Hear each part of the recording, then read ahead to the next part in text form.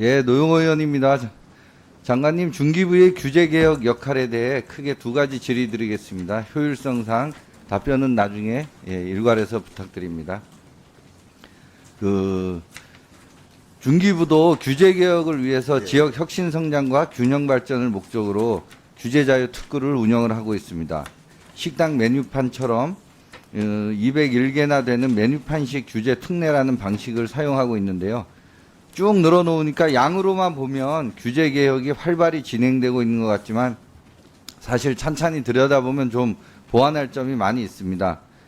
먼저 메뉴판 업데이트가 잘 안 되고 있는 듯합니다. 메뉴 172번의 내용은 IoT 수집 시 개인정보 이용 제한에 특례를 부여하자는 내용인데요.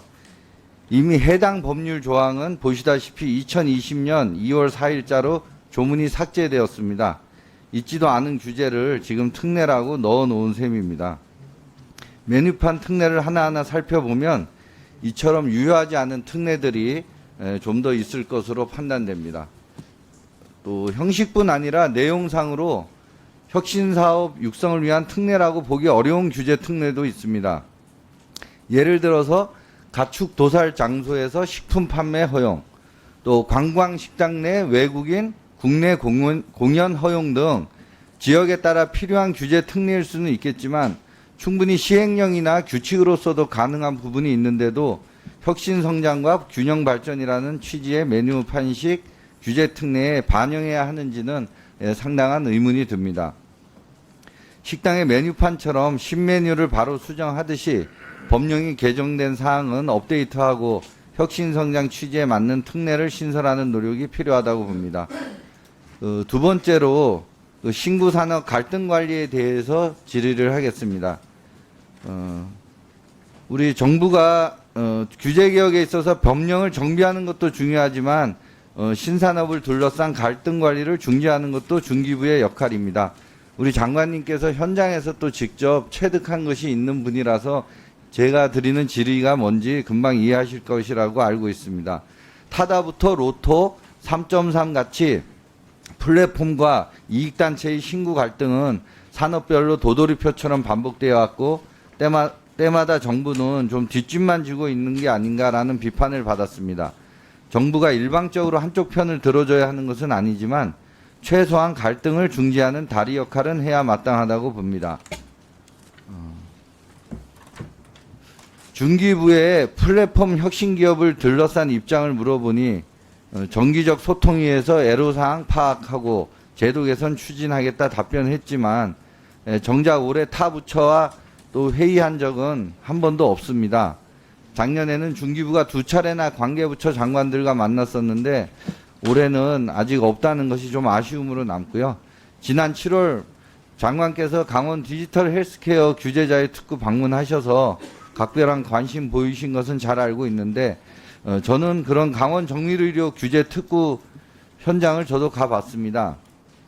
의료 데이터 활용에 여전히 촘촘한 규제가 많았고요. 모두 보건복지부나 식약처 등과 긴밀한 협의가 필요한 사안이었습니다. 장관님께서 스타트업 여러 행사 다니시면서 이런 갈등이 첨예하게 이루어지고 있는데 국가 리더십이 발빠르게 대응하지 못했다. 원격 의료는 풀어야 한다 등의 발언을 해주셨습니다. 정작 타 부처와의 직접적 협의나 소통은 아직까지 바쁘셔서 많이 없으셨던 것 같은데 앞으로 좀 많이 신경을 써주시면 감사하겠습니다. IT 전문가로서 적극적인 갈등 중재 역할도 좀 부탁을 드리고요.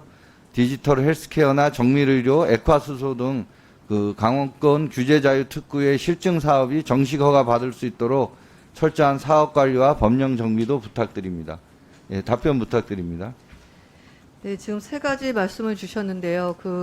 규제자유 특구가 이제 3년째를 만 3년을 경과하고 4년째로 갑니다. 근데 시산업들이 빠르게 매년마다 규제자유 특구에 옵니다. 그러다 보니까 메뉴판 특례 현행화가 지금 지적하신 부분처럼 포함되지 않은 부분이 맞습니다. 그래서 지난 8월 달에 그 내용까지 포함해서 고도화 방안을 발표를 드렸습니다. 그래서 지적하신 부분에 대한 메뉴판식 특례는 삭제가 필요하고요. 추가로 데이터 3법 개정에 따른 개인정보 규제 관련 해소 등 저희가 추가로 작업을 선으로 진행을 해놨습니다. 아울러 저희는 발표를 했지만 이게 법제화로 가야 됩니다. 그래서 법령 개정 연구 용역을 이미 맡겼고요. 올 12월이면 완료가 됩니다. 그래서 조속한 제도 개선이 될 수 있도록 노력을 하겠습니다. 그리고 두 번째 플랫폼 기업 관련해서 말씀을 주셨는데요. 일단 저희 중소벤처기업부가 관련 부처랑은 공식적으로 만나진 않았지만 실제로 플랫폼 기업들이랑 계속 만나고 있습니다. 그래서 납품대금 연동제 TF에 이어서 플랫폼 갈등을 조정하기 위한 TF를 발족을 곧 시킬 예정입니다. 그래서 그거에 관련돼서 저는 진행을 안 했지만 중소기업 정책심의회가 있습니다. 그 심의회를 통해서 어떤 부분을 같이 풀어야 되는지는 관련 부처랑 공유가 된 상황입니다. 그리고 마지막으로 강원도에 가서 진행된 부분들에 대한 언급을 주셨는데요.